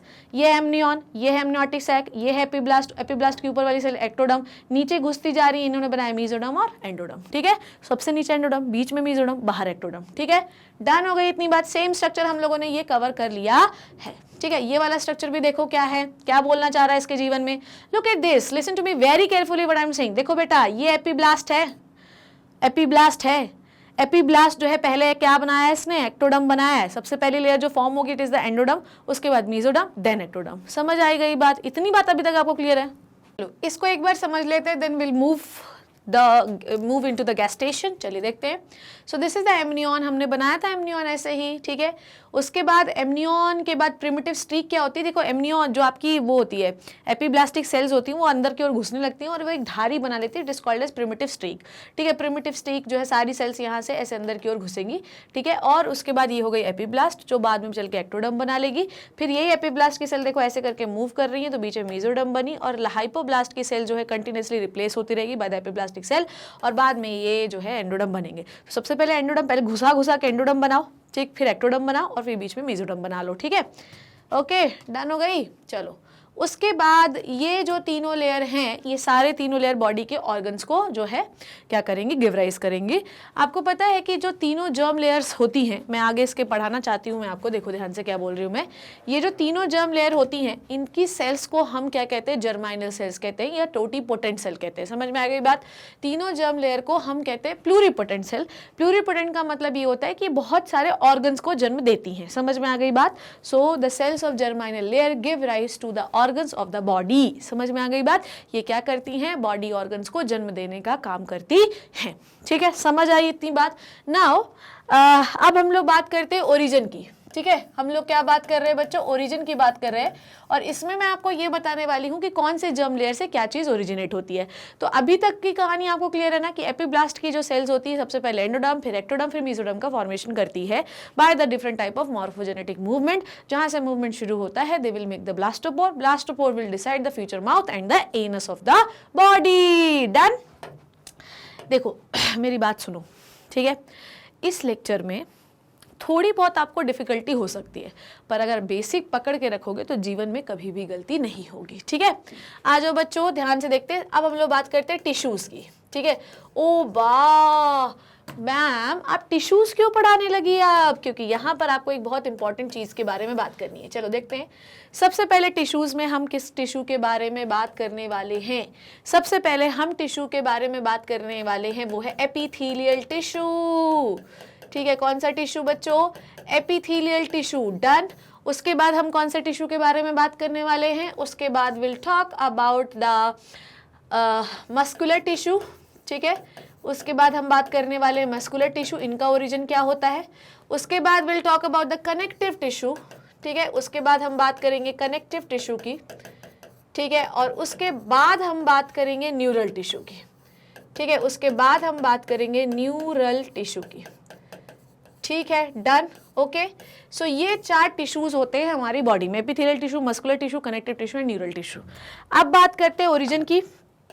ओरिजिन की, इसका ओरिजिन तीनों हो सकता है, एक्टोडर्म भी हो सकता है। ठीक है, क्या हो सकता है, एक्टोडर्म भी हो सकता है, एंडोडर्म भी हो सकता है और मीजोडर्म भी हो सकता है। मीजोडर्म भी हो सकता है, तीनों ओरिजिन हो सकते हैं। ठीक है, ओरिजिन का मतलब ये है कि बॉडी में जितने भी ऑर्गन्स बने, ध्यान से सुनो मेरी बात क्या बोल रही हूँ मैं, बॉडी में जितने भी ऑर्गन्स बने हुए हैं वो सब टिश्यू से ही बनते, मतलब ये सब जो भी ऑर्गन बने वो टिश्यू से बने, पर टिश्यूज की जो सेल्स होती हैं वो जर्माइनल लेयर की सेल्स है। तो एपिथेलियल टिश्यूज जो होता है इसका ओरिजिन एक्टोडर्म, एंडोडर्म और मीजोडर्म तीनों हो सकता है। ठीक है, नाउ एक्टोडर्मल ओरिजिन की बात कर रहे हैं हम लोग, एक्टोडर्म। ठीक है, सबसे पहले हम किसकी बात कर रहे हैं बच्चों, एक्टोडर्म ओरिजिन की बात कर रहे हैं।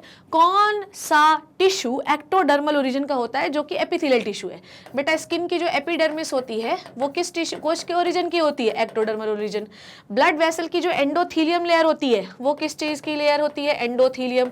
ठीक है, एंडोथीलियम ये किसकी होती है, एंडोडर्मल ओरिजिन की। और जो मीजोथीलियम कवरिंग होती है ये भी किसकी होती है, मीजोडर्मल ओरिजिन की होती है। तो मीजोथीलियम, एंडोथीलियम और एपिडर्मिस ये रिस्पेक्टिवली मीजोडर्म, एंडोडर्म और एक्टोडर्म ओरिजिनेटेड होती है। Now will talk about the muscular tissue. Muscular tissue, muscular tissue से एम से याद रखना, मीजोडर्मल ओरिजिन होता है। कैसा ओरिजिन होता है, मीजोडर्मल। दुनियादारी की जितनी मसल्स होती हैं वो सब मीजोडर्मल ओरिजिन होती हैं। ठीक है, उसके बाद will talk about the connective tissue. Connective tissue बेटा, कनेक्टिव टिश्यू के बारे में बात कर रहे हैं हम लोग।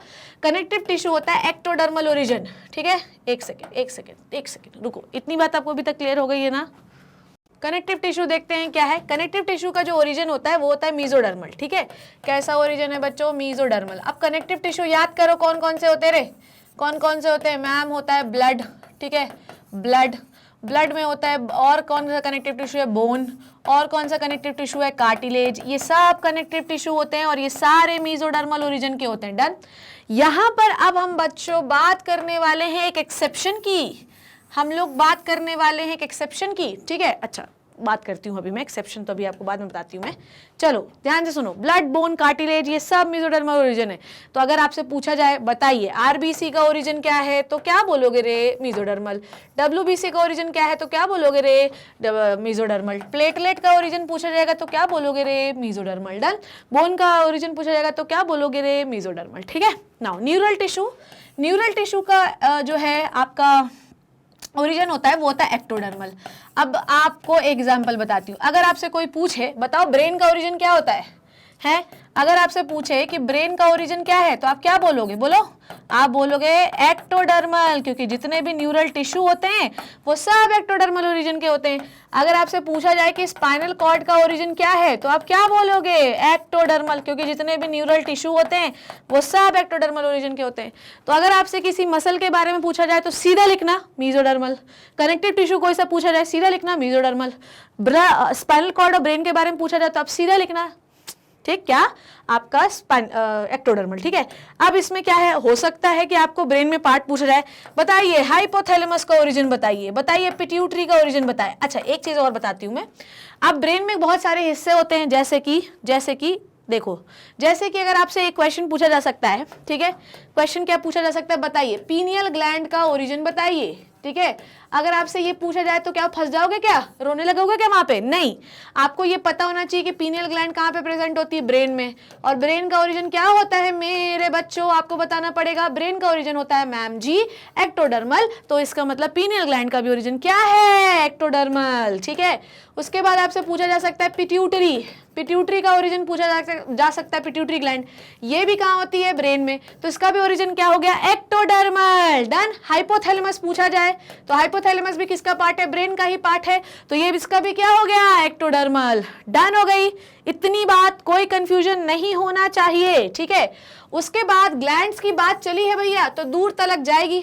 ठीक है, जैसे कि आपसे पूछा जाए कि भैया बताइए कि थायराइड का ओरिजिन क्या है, थायराइड का ओरिजिन क्या है, बताइए कि पैराथायराइड का ओरिजिन क्या है, तो आप क्या बोलोगे, बोलो क्या बोलोगे, आओ यहाँ पर। अब देखो, ध्यान से समझना मेरी बात। ठीक है, अब ये जो ग्लैंड्स होती हैं, these are made up of connective tissue, तो हम these are made up of different types of tissues, तो आपको ग्लैंड के कुछ ओरिजिन याद रखने पड़ेंगे। जैसे इसका ओरिजिन होता है ग्लैंड का, मेनली ग्लैंड का ओरिजिन एंडोडर्मल होता है। समझ आ गई बात, इसमें कोई कंफ्यूजन तो नहीं। नाउ अगर मैं बात करूं किसकी, अगर मैं बात करूं एड्रिनल ग्लैंड की, ठीक है, एड्रिनल ग्लैंड की, तो एड्रिनल जो कॉर्टेक्स होता है उसका ओरिजिन तो भैया क्या है पता है तुमको, उसका ओरिजिन तो मीजोडर्मल है ना, पर मेडुला का ओरिजिन जो है, मेड्यूला का ओरिजिन जो है, मेड्यूला, उसका ओरिजिन एक्टोडर्मल है, तो ये ग्लैंड एक्टोमीजोडर्मल है। ठीक है, तो ये आपको कुछ पार्ट पता होने चाहिए। ठीक है, अब हम बात करते हैं, मैडम आपने बोला कि न्यूरल टिश्यूज जो होते हैं वो सारे एक्टोडर्मल ओरिजिन के होते हैं, पर ब्रेन में एक ऐसी सेल है, ठीक है, जिसका नाम होता है एस्ट्रोसाइट।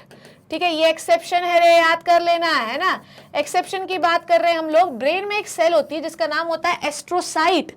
एस्ट्रोसाइट एक प्रकार की WBC है, एक प्रकार की क्या है बच्चों, WBC है। और हर प्रकार के कनेक्टिव टिश्यू का ओरिजिन क्या होना चाहिए, बोलिए, ब्लड का ही पार्ट है WBC, मीजोडर्मल, इसलिए इसका ओरिजिन मीजोडर्मल होता है। आपके नीट में ये सवाल पूछा जा सकता है, आपको पता होना चाहिए ये चीज, समझ में आ गई बात। So all the part of the brain is ectodermal but except is astrocyte because it is a type of WBC and WBC is the categorized into the mesodermal origin because it is the part of blood. ठीक है, ये कहानी हो गई। This is the fate of what, ये अभी तक हम लोग क्या पढ़े थे तुमको पता है, this is the fate of 3 germinal layer, this is the fate of 3 germinal layer. Done.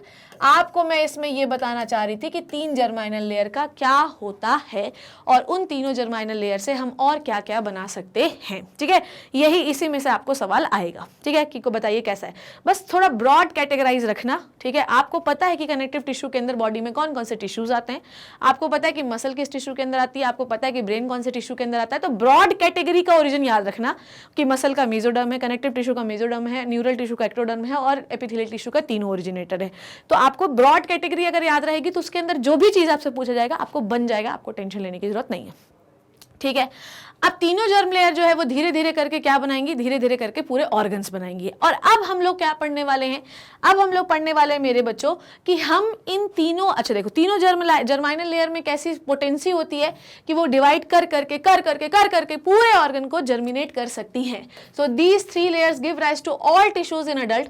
The inner cell mass contain cells called as stem cells. ठीक है, स्टेम सेल्स आपको पता है कि इनको हम प्रिजर्व करके भी रखते हैं। एम्बिलिकल कॉर्ड जो होता है इसको काट के बच्चे का प्रिवेंट करके रख लिया जाता है कि भविष्य में कभी भी जरूरत पड़े कोई ऑर्गन वगैरह बनाने की तो हम उन स्टेम सेल्स का इस्तेमाल कर सकते हैं और इनके अंदर ये पोटेंशियल होती है कि पूरा ऑर्गन बना सकते हैं। चलो बच्चों आओ, ये मैंने एक डायग्राम लगा रखा है जो कि बहुत ही बेहतरीन डायग्राम है और इससे आपको बहुत सारी चीजें समझ में आएंगी और इसमें मैं कुछ और चीजें भी ऐड करती जाऊंगी। एलन टॉयस का काम क्या था मेरे बच्चों, ध्यान से देखो। एलन टॉयस का काम हम लोगों ने क्या किया था, एलन टॉयस का काम था बेटा एक्सक्रीशन, लिख दिया मैंने, I hope it is visible. ठीक है, एलन टॉयस का काम क्या था, एक्सक्रीशन। यॉर्क सैक का काम क्या था, बोलिएंगे मेरे साथ यार, आप लोग इधर उधर मत देखिए।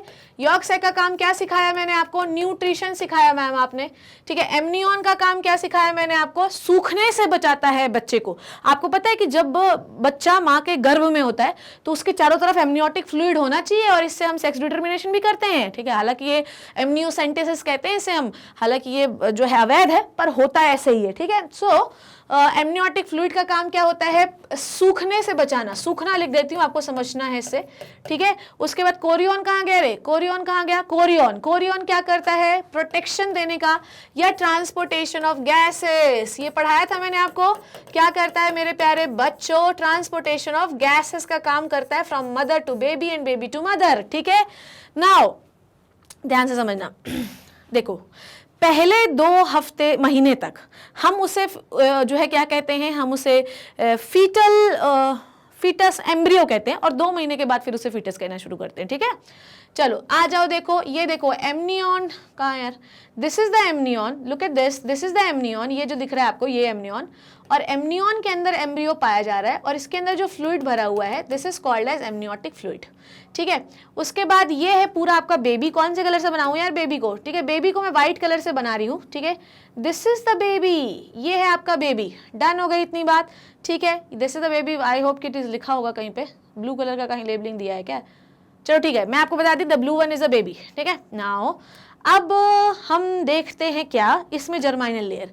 सो सबसे पहले हमको ये पता होना चाहिए, कोरियन लेबल कर ले हम लोग। Korean, it is the outer layer, look at this is the Korean, ठीक है। ये पूरा आपका कोरियोनिक विलाई है जिससे आपका प्लेसेंटा जुड़ा हुआ है, मतलब जो प्लेसेंटा बना रहे हैं, ठीक है। Now this one is the allantois, ठीक है, ये एलेंटॉइस है और ये पूरा येलो डेटिफ येलो क्या दिख रहा है आपका? यॉर्क सैक दिख रहा है। नाउ अब यहाँ पर ये जो आपको दिख रही है अंदर वाली हमेशा क्या होती है? सबसे बाहर वाली इज द एक्टोडर्म, ठीक है। बीच वाली जो होती है ये रेड वन इज मीजोडर्म और ये वाली होती है एक्टोडर्म। अब एक्टोडर्म से क्या बनाते हैं? बाहर के बेटा याद रखो ना, जितना भी बाहर दिख रहा है जैसे बाल हो गया, स्किन हो गया, नेल्स हो गए, नर्वस सिस्टम हो गया, ये पूरा एक्टोडर्म ओरिजिन का है, जितना भी बाहर दिख रहा है। तो जब भी कोई पूछे घने मुलायम काले बाल, खिले खिले मतवाले बाल का ओरिजिन बताओ, तो आप सीधे बोलना एक्टोडर्म। ये जो नाखून बढ़ा के नेल पॉलिश लगा रही है ओरिजिन बता दो जरा इसका, तो क्या बोलोगे? एक्टोडर्म, ठीक है। आपने बोला स्किन को रगड़ के नहाती हो, इसका ओरिजिन बता दो, तो क्या बोलोगे आप? एक्टोडर्म। Nervous system ectoderm. उसके बाद मीजोडर्म क्या होते हैं? मीजोडर्म बेटा ध्यान से सुनो क्या बोल रही हूं मैं। पूरा मस्कुलर सिस्टम क्या है? मीजोडर्मल है। पूरा कनेक्टिव टिश्यू क्या है? मीजोडर्मल है। ब्लड क्या है? मीजोडर्मल है, ठीक है। उसके बाद आपके जितने भी, अच्छा आपको पता है कि पूरा जो आपका कनेक्टिव टिश्यू ब्लड किससे रिलेटेड है भैया? हार्ट से रिलेटेड है, तो हार्ट का भी ओरिजिन क्या होगा? मीजोडर्मल होगा। So you have to learn the broad category. If you learn the broad category you can connect the organ. Madam ने पढ़ाया था कि कनेक्टिव टिश्यू का जो ओरिजिन होता है वो मीजोडर्मल है। आपका मीजोडर्म, अगर कनेक्टिव टिश्यू का ओरिजिन मीजोडर्म है, ब्लड का मीजोडर्म है, तो ब्लड किससे रिलेटेड है? आपके हार्ट से, तो हार्ट का भी ओरिजिन क्या होगा? मीजोडर्मल होगा, ठीक है। एंडोडर्म के अंदर क्या आते हैं? एंडोडर्म के अंदर पूरा डाइजेस्टिव सिस्टम आता है, ये याद रखना, ठीक है। लंग्स, इनर लेयर और पूरा डाइजेस्टिव सिस्टम आता है, ठीक है। डन हो गई इतनी बात, ये कहानी आपको क्लियर हो गई। चलो आगे बात करते हैं। अब मैं आपको क्या पढ़ाने वाली हूं कि 9 महीने तक, ठीक है। So we have learn the gestation period. देखो ध्यान समझो, फर्टिलाइजेशन के बाद 9 महीने तक का period is called as gestation period. लिख दूं यहाँ पे गेस्टेशन पीरियड क्या होता है? हिंदी में इसको कहते हैं हम लोग गर्भकाल, ठीक है। हिंदी में गर्भ लिख नहीं पा रही हूं मैं, पर ठीक है कोशिश कर रही हूं मैं। हिंदी में इसे हम कहते हैं गर्भकाल। समझ में आई बात? जब से फर्टिलाइजेशन हुआ है, समझो, जब से फर्टिलाइजेशन हुआ है, ठीक है, टिल 9 मंथ, ठीक है, टिल 9 मंथ मतलब एक एम्ब्रियो से लेकर ब्लास्टुला स्टेज से लेकर बेबी बनने तक की पूरी प्रक्रिया को, इसके बीच में जितने भी इवेंट्स होंगे इन सब को हम कहते हैं गेस्टेशनल पीरियड के अंदर होने वाले पीरियड, ठीक इवेंट्स, ठीक है। सो गर्भ अवस्था कौन सी अवस्था होती है? जब बेबी एंडोमेट्रियम में इम्प्लांट हो गया, बच्चे की डिलीवरी के पहले तक का समय इज द गेस्टेशन पीरियड, जब वो मदर के वूम में रह रहा है, ठीक है। अब हमको ये बताना है कि ह्यूमन बीइंग की प्रेगनेंसी में किस समय पर क्या बनता है। चलो शुरू कर देते हैं यार। What are the major feature of embryonic development in various months of pregnancy. हमको ये बताना है कि 9 महीने की प्रेगनेंसी में कौन से महीने पर क्या हमको बनाना है। ह्यूमन प्रेगनेंसी लास्ट 9 मंथ, 9 महीने तक प्रेगनेंसी रहती है। Do you know how many months pregnancy last in dogs? आपको पता है कुत्तों में प्रेगनेंसी कितने दिन की रहती है? 63 दिन की, 63 डेज, मतलब कि हम मानते हैं 1 महीने 2 दिन के आसपास, ठीक है। एलिफेंट की रहती है 650 दिन, ठीक है, और कैट की रहती है 63 डेज, ठीक है। ये प्रेगनेंसी के दिन है लोगों के, okay. Now, in human beings, after 1 month of pregnancy, the embryo heart is formed. ठीक है, तो पहले मंथ में आपने क्या बनाना है बच्चों? हार्ट बनाना है, ठीक है। और आपको पता है कि जैसे कोई मम्मी, जैसे किसी भी जैसे मदर बनती है, तो जैसे जब तक डॉक्टर उसकी हार्ट बीट नहीं सुन लेता है, समझो बात को, जब तक वेजाइनल सोनोग्राफी से बच्चे की हार्ट बीट नहीं आ जाती है, तब तक उस फीटस को लाइव फीटस नहीं माना जाता है। समझ में आई बात? ठीक है। इंट्रा यूटेराइन लाइफ हम तब देखते हैं जब बच्चे की हार्ट बीट आ जाती है। बच्चा कितना भी बड़ा हो रहा हो, हम उसको बच्चा मानेंगे ही नहीं जब तक उसमें क्या नहीं आएगी, हार्ट बीट नहीं आएगी। अब किसी की हार्ट बीट बहुत लेट आती है तो डॉक्टर बोलता है नहीं अभी रुको, अभी रुको, अभी रुको, शायद आ जाए, शायद आ जाए, शायद आ जाए। और एक बार हार्ट बीट आने के बाद अगर हार्ट बीट बंद हो जाए तो हम फिर उस फीटस को लाइव नहीं मानते हैं, ठीक है। तो heart beat is the first sign कि आपके वूम के अंदर, आपके पेट मतलब यूटेरस के अंदर एक बच्चा आ चुका है, ठीक है। The first sign of growing foetus may be noticed by the listening heart sound carefully through the stethoscope, ठीक है। तो हम लोग जो स्टेथोस्कोप जो धक धक लब सुनते हैं ना डॉक्टर लोग ऐसे कान में लगा के, उसे हम स्टेथोस्कोप कहते हैं। एनसीईआरटी की लाइन है आपको। और ये जो है किसी साल, मुझे एग्जैक्टली ईयर याद नहीं है, पर ये नीट में ये सवाल जो है इनकरेक्ट स्टेटमेंट में पूछा गया था, तो इस स्टेटमेंट को आपको याद रखना है। ये आपको भी याद नहीं रखना है, हार्ट का डेवलपमेंट है ये। डन हुई इतनी बात, ठीक है। Look at this, isn't it so beautiful diagram. पहले आपका फीटस ऐसा था, धीरे धीरे देखो ये पूरा आपका जुड़ा हुआ है एम्बिलिकल कॉर्ड, ठीक है। ये पूरा यॉक्स है के बाद में यॉक्स से पूरा खत्म हो जाएगा। देखो किस तरीके से जुड़ा हुआ, किस तरीके से बेबी का पूरा डेवलपमेंट हो रहा है, ठीक है। चलो आ जाओ, सेकेंड मंथ में क्या होता है? सेकेंड मंथ, देखो पहले 3 मंथ को फर्स्ट ट्राइमेस्टर कहते हैं, फर्स्ट ट्राइमेस्टर कहते हैं, दूसरे 3 मंथ को सेकेंड ट्राइमेस्टर कहते हैं, और थर्ड 3 मंथ को थर्ड ट्राइमेस्टर कहते हैं, ठीक है। तो फर्स्ट ट्राइमेस्टर के दूसरे मंथ में क्या होता है? फीटस के हाथ और पैर डेवलप होने लगते हैं, ठीक है। पहले मंथ में हार्ट बीट, दूसरे मंथ में लिम्स एंड डिजिट्स मतलब उंगलियां और हाथ पैर, ठीक है। नाउ आगे बढ़ते हैं हम लोग। And of the first trimester, जब फर्स्ट ट्राइमेस्टर एंड होता है तो क्या क्या बनता है वो देखिए। फर्स्ट ट्राइमेस्टर के एंड पर बनते हैं लिम्स, हाथ पैर अच्छे से बन जाते हैं, और जेनाइटल ऑर्गन्स बनने लगते हैं, मेल पेनिस एंड विजाइना बनना शुरू हो जाता है। तो पहले में क्या बनाया मेरे लल्ला? हार्ट। दूसरे में क्या बनाया आपने? हाथ पैर और उंगलियां। तीसरे में आपने क्या बनाया? Genital organs. इस तरीके से बेबी का डेवलपमेंट होता है, ठीक है। अच्छा, एक और चीज मैं आपको बताती हूँ, ध्यान से सुनना। पहले 3 मंथ में प्लेसेंटल डेवलपमेंट इतना अच्छा नहीं होता है, ठीक है। प्लेसेंटा का कनेक्शन जो है, प्लेसेंटा इतने अच्छे से नहीं बना होता है, ओके, क्योंकि HCG मेंटेन कर रहा होता है प्रेगनेंसी को। इसलिए पहले 3 मंथ में औरतों को कहा जाता है कि सुनो बेटा ज़्यादा काम नहीं करना, क्योंकि एक बार जब माँ और बच्चे के बीच में एकदम कड़क प्लेसेंटा बन जाता है, ऐसा प्लेसेंटा बन जाता है, उसके बाद अबॉर्ट होने का चांस नहीं होता बच्चे का। पर पहले 3 मंथ में माँ को बहुत ही एहतियात बरतने की ज़रूरत होती है, क्योंकि माँ और बच्चे का कनेक्शन अभी इतना स्ट्रांग नहीं हुआ है। इसलिए मैक्सिमम जो एबॉर्शन होते हैं फीमेल में वो पहले 3 मंथ में ही होते हैं। समझ आई बात? दूसरी बात, आप देख रहे हो कि जो आपका सेकेंड मंथ ऑफ प्रेगनेंसी था, ठीक है, उसमें आप उंगलियां और हाथ पैर बनाते हो।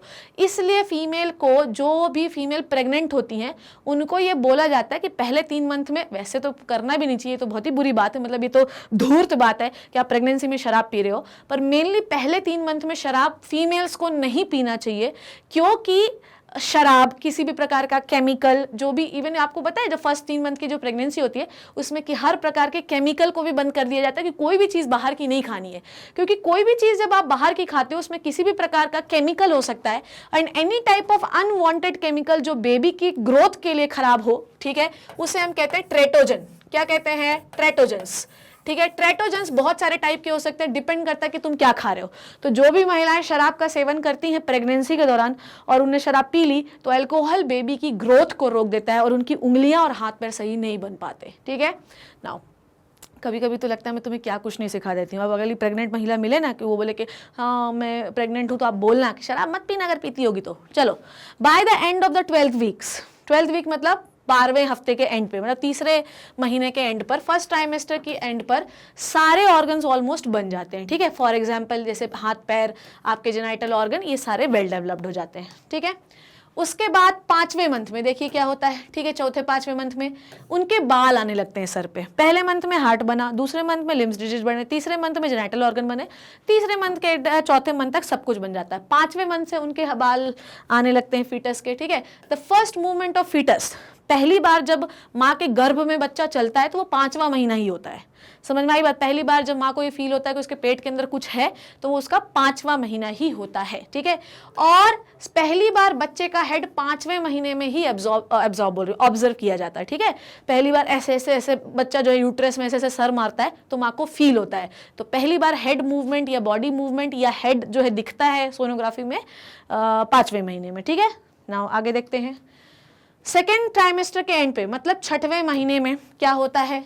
Bye the end of 24th weeks मतलब 6वें महीने में क्या दिखता है? सेकेंड ट्राइमेस्टर में पूरी बॉडी में क्या हो जाते हैं? छोटे छोटे हेयर बन जाते हैं जिनको हम लेन्यूको हेयर कहते हैं। उसके बाद इनकी बॉडी में जो आईलिड्स होती हैं वो सेपरेट हो जाती हैं। पहले आईलिड चिपकी हुई रहती हैं, बाद में सेपरेट हो जाती हैं 6वें महीने में, और उनके में आई लैशेस भी आने लगते हैं। फिर से रिवाइज करें, पहले महीने में क्या बना? हार्ट बना। दूसरे महीने में क्या बना? लिम्स एंड डिजीज बने। तीसरे महीने में क्या बना? एक्सटर्नल जेनिटलिया बना। चौथे महीने के एंड तक सारे ऑर्गन्स बने। 5वें महीने में क्या बना? सर पे बाल आए, ठीक है, हेड मूवमेंट शुरू हुआ। 6वें महीने में उनके सर पे बाल और पूरे बॉडी में बाल आए, ठीक है। उसके बाद 7वें में क्या हुआ? 7वें 8वें नहीं, अभी 6वें तक ही है। 6वें में और क्या हुआ? आई लैशेस सेपरेट हो गई, ठीक है। आगे बढ़ते हैं। Third at by the end of the 9 months, ठीक है, जब उनका 9वां महीना खत्म होता है तो अब फीटस पूरा, भाई हाथ पैर बन गए, पूरे ऑर्गन बन गए, हार्ट बन गया, हेड बन गया, बाल आ गए, अब क्या चाहिए? सब तो बन गया। 9 month में पूरी प्रेगनेंसी कंप्लीट हो चुकी है and now baby is ready for the parturition. Parturition का मतलब होता है डिलीवरी, और डिलीवरी अभी इस लेक्चर में करवाने नहीं वाली हूँ, नेक्स्ट लेक्चर में करवाऊंगी, ठीक है। अब आओ मेरे लल्ला, थोड़ा एनसीईआरटी पढ़ लें। आपकी एनसीईआरटी क्या कहना चाहती है? हालांकि मैंने एक एक लाइन, एक एक शब्द, एक एक अक्षर कंप्लीट करा दिया, अब नीट का कोई सवाल आपसे ना बने, ये हो ही नहीं सकता, ठीक है। Immediately after the implantation, the inner cell mass differentiate। Inner cell mass किसमें था? ब्लास्टुला में। ये डिफरेंशिएट होता है, और ये एपीब्लास्ट हाइपोब्लास्ट की बात आपकी एनसीईआरटी नहीं कर रही है, सिर्फ इसने ये बताया कि इनर सेल मास जो होता है वो 3 लेयर बना लेता है। सबसे पहले एंडोडर्म, फिर कौन सी? एक्टोडर्म, और फिर बाद में मीजोडर्म, ठीक है। ये लिखा हुआ है, the outer layer ectoderm, the inner layer endoderm and in between the mesoderm, ठीक है। These layer give rise to all tissues of the body. सारे टिश्यूज जितने भी हैं वो इन्हीं तीनों जर्म लेयर की वजह से। जर्म का मतलब समझते हो? जर्म का मतलब जर्मिनेट करना, ठीक है। और बॉडी में जो सेल्स पूरी बॉडी बना रही हैं उनको हम जर्माइनल लेयर कहते हैं, और इन्हीं लेयर्स को हम स्टेम सेल्स भी कहते हैं। यार समझ में आई बात? It needs to mention here that the inner cell mass contains certain cell called as stem cells, ठीक है। इनर सेल मास के पास कुछ ऐसी सेल्स होती हैं जिनको हम स्टेम सेल्स कहते हैं, जो कंटिन्यूस डिवाइड करती हैं। उनके पास ये पोटेंशियल होती है, इनके पास ये पोटेंशियल होता है कि बहुत सारी और सेल्स बना सकें, इसीलिए इनको प्रिजर्व करना बहुत जरूरी है, ठीक है। What are the major feature of embryonic development at various months of pregnancy? ये हम कर चुके हैं, पर फिर भी देखते हैं। लास्ट 9 महीने तक होती है प्रेगनेंसी, ठीक है। In human beings after 1 month of pregnancy क्या बनता है? हार्ट बनता है। पहला जिंदा होने का फीटस क्या है? यही सिग्निफिकेंस है, यही इंडिकेशन है कि फीटस जिंदा है, ठीक है। हार्ट का, हार्ट किससे साउंड किससे सुनते हैं? स्टेथोस्कोप से। सेकेंड मंथ के एंड पर क्या डेवलप होता है? लिम्स और डिजिट्स, लिम्स एंड डिजिट्स, उंगलियां और हाथ पैर, ठीक है। By the end of 12th week क्या होता है? सारे ऑर्गन सिस्टम बन गए होते हैं। जैसे कि एग्जांपल, ये सारा मैंने पूरी स्लाइड में लिखा है, same to same as it is, एकदम एग्जैक्टली, ठीक है। एक्सटर्नल जेनिटलिया बनते हैं। The first movement of foetus and appearance of hair on the head कब होता है? 5th मंथ में होता है। उसके बाद 24th मतलब कि चौथे 5वें मंथ के एंड पर हम ये मानते हैं कि आईलैशेस वगैरह सब, मतलब 6वां मंथ जब खत्म होता है, सेकंड ट्राइमेस्टर खत्म होता है, तो आईलिड्स वगैरह सेपरेट हो जाती हैं। और बाय 9 मंथ में क्या होता है बच्चों? 9 मंथ में पूरा बेबी रेडी हो गया है और अब उसे पार्चुरेशन करके बाहर निकालना है, ठीक है। सो आज की कहानी जो मैंने आपको सुनाई, it's all about the gastrulation and the last तक फीटस का डेवलपमेंट, आपका बेबी कैसे बनाया आपने, ठीक है। सो आज हम लोगों ने क्या क्या सीखा? आज हम लोगों ने पूरा मॉरुला से रिवाइज करना शुरू किया, गैस्ट्रुला तक आए, गैस्ट्रुला में 3 जर्माइनल लेयर बनाई, और हमने फिर ये सीखा कि फेट ऑफ जर्माइनल लेयर क्या है, किस जर्माइनल लेयर से कौन से ऑर्गन बनेंगे, और फिर हमने सीखा कि 9 महीने तक बेबी में कौन कौन से पार्ट डेवलप होते हैं। पहला पार्ट डेवलप हुआ था हार्ट, और आखिरी जो चीज डेवलप होती है वो होती है बॉडी में हेयर्स, ठीक है। आई बात समझ में? इसमें कोई, अच्छा एक बात और बता दूं, बेबी जो है, आपको लगता है बेबी पॉटी नहीं करता, बेबी पॉटी भी करता है। First potty in the foetus in the mother womb, mother के वूम में ही कर लेता है, इसे कहते हैं मिकोनियम, ये आपको पता होना चाहिए। सो आई होप जो कहानी आज आपको मैंने समझाई वो अच्छे से आपको समझ में आई। लेक्चर ढूंढने में अगर होती है कोई प्रॉब्लम तो आप जाइए मैग्नेट ब्रेन्स की वेबसाइट में, हालांकि ये रोज बताती हूँ, ये लगा नहीं रहा तो भी तो बता ही देती हूँ, क्योंकि प्लेलिस्ट में हो सकता है कोई चीज़ ऊपर नीचे हो, वेबसाइट में कुछ भी ऊपर नीचे नहीं है, आप आसानी से वहाँ देख सकते हो। क्लास 12 पे क्लिक करना है, ये सारे टीचर्स आपके आ जाएंगे जो आपको 12th पढ़ाते हैं, ये हूँ मैं, ठीक है। तो मुझे देखिए, आप अगर आप चाहते हैं कि पूरे लेक्चर्स मेरे आपको मिले तो आपको कुछ नहीं करना है, आपको सिर्फ जो है मेरी फोटो पे क्लिक करना है, फर्स्ट लेक्चर से निकल आएगा, ठीक है। पर अगर आप यहाँ पर क्लिक करोगे ह्यूमन रिप्रोडक्शन तो आपको जो सा लेक्चर देखना है वो आप देख सकते हो। पर मेरा सजेशन ये है कि आप पूरे एक साथ देखो। हाँ ऑब्वियसली कि आप 11 लेक्चर एक दिन में तो देख नहीं सकते, तो हमेशा लेक्चर्स पार्ट वाइज डिवाइड करके देखिए, और जिस दिन जो लेक्चर देखिए उसके नोट्स जरूर बनाइए, क्योंकि बिना नोट्स के कोई फायदा नहीं है जीवन में। समझ में आई बात? बिना नोट्स के कोई फायदा नहीं है। मैं बोल बोल के अपना सर फोड़ दूं दीवार में, मैं मर जाऊं तो भी आप कभी नहीं सीखोगे जब तक पढ़ाई हुई चीज आपके कॉपी में नोट डाउन नहीं होगी। मैं आपको हर कुछ पढ़ाती हूं, ऐसी कोई चीज नहीं है जो मैं छोड़ दूं और वो नीट में आ जाए, ऐसा हो ही नहीं सकता, ये पॉसिबिलिटी नहीं है, ये गारंटी है मेरी। सो आई होप जो कहानी आज आपको मैंने समझाई वो अच्छे से आपको समझ में आई। जो मैंने आपको समझाया इत्मीनान से आपने सुना, समझा और सीखा। कुछ नहीं समझ में आया please let me know, I am here for you only, ठीक है। So this is it, next class में मिलते हैं बच्चों। Thank you so much and bye bye.